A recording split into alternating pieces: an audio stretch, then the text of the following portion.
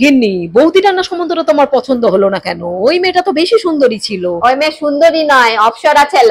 তুমি কি আমাকে বোকা পেয়েছো যে ওই রকম সুন্দরী আর অত গুণী মেয়ের সঙ্গে ছেলের বিয়ে দেবো? ওই রকম সুন্দরী আর গুণী বউ পেলে ছেলে বউকে রাখবে রাজরানী করে, আর আমার অবস্থা হবে চাকরানির মতো। এই মেয়ে শুধু লেখাপড়াই আমার থেকে বেশি, বাকি গায়ের রং, চেহারা পাতি, তারপরে রান্না বান্না কোনো কিছুতে আমার থেকে উপরে উঠতে দিইনি, যাতে সারা জীবন আমার ছেলে বলে যেতে পারে আমার মায়ের কাছে বউ কিছুই না। হ্যাঁ কি, ও আবার রান্নাঘরে ঢুকছে কেন? সুযোগ পেলে রান্নাঘরে ঢুকছে, ঠাকুর ঘরে ঢুকছে, এদিক ওদিক ঘুরে বেড়াচ্ছে। চালাক মহিলা, তোমার চালাকি আমি বুঝি না। মিথ্যে কথা বলে, মিথ্যাবাদী মহিলা, মিথ্যে কথা বলে এই সংসারে ঢুকেছে, এখন চালাকি করে আমার ছেলেটাকে তো আমার কাছ থেকে কেড়ে নিয়েছে, এখন রান্নাঘরে ঢুকছে রান্নাঘর নেওয়ার জন্য, ঠাকুর ঘর দেওয়ার জন্য। একে একে তুমি সবকিছু নেবে আমার কাছ থেকে। আমি বোঝাচ্ছি মজা, তোমায় বোঝাচ্ছি। কি বিয়ান, কি খবর? ভালো তো? কতদিন বাদে দেখা বলুন তো? মাত্র 2 মাস। 2 মাস? 2 মাস পর পর কেউ আসে? আপনার মেয়ে থাকে এখানে, মানছি আপনার মেয়ে এখানে বউ নয়, মেয়ে হয়েই থাকে, তাই বলে 2 মাস পর পর আসবেন? 10 দিন পর পর চলে আসবে। দেখুন তো, আপনি এলে মেয়েটা কত খুশি হয়। আর সত্যি কথা বলতে কি, আপনি এলে আমি বক বক করার একজন সঙ্গীও পেয়ে যাই। তবে এখন বক বক করবো না, কত দূর থেকে জার্নি করে এসেছেন, যান মেয়ের ঘরে গিয়ে একটু রেস্ট নিন, গল্প হবে বিকেলে। হ্যাঁ নিশ্চয়ই নিশ্চয়ই, আসছি তাহলে।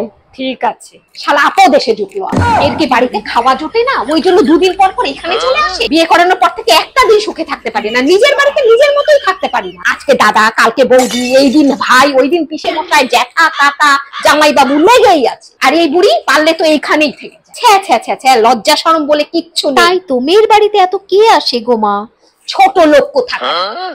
ইস, কি রান্না করেছে! এগুলো খাওয়ার উপযুক্ত জিনিস? ওই বাপের ঘরে ছাতার মাথাকে বড় হয়েছে, ওই ছাতার মাথায় আমাদেরকে এখন খাওয়া খাদ্য খাদ্য।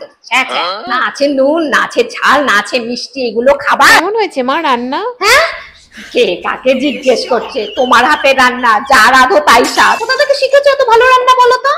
কি ভালো খেতে হয়েছে বৌমা, ঝাল নুন মিষ্টি একেবারে পারফেক্ট, খুব স্বাদ হয়েছে, খুব স্বাদ। আমার আর তর্স হয়েছে না, দাও দাও তাড়াতাড়ি খাবারটা দিয়ে দাও।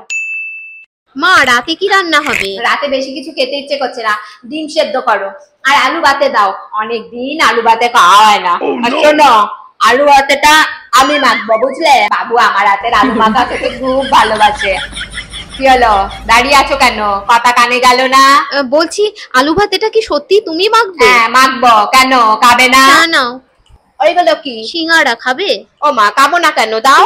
বলছি এই যে নিজেকে এত আইসনিক বলো, সিঙ্গাড়াটা তো বাইরে থেকে এনেছো, যে ময়দা মেখেছে সে মাখার আগে হাতটাকে সাবান দিয়ে ধুয়েছিল কিনা সেটা তুমি দেখেছো? এই ঘরে আমার চা খেতে ভাল লাগছে না, আমি আমার চা সিঙ্গাড়া নিয়ে আমার ঘরে চলে যাচ্ছি, তুমি এখানে বসে খাও। পেদেছি বলে? কেন তুমি পাদো না নাকি তোমার পাদে ফুলের গন্ধ ছাড়ে?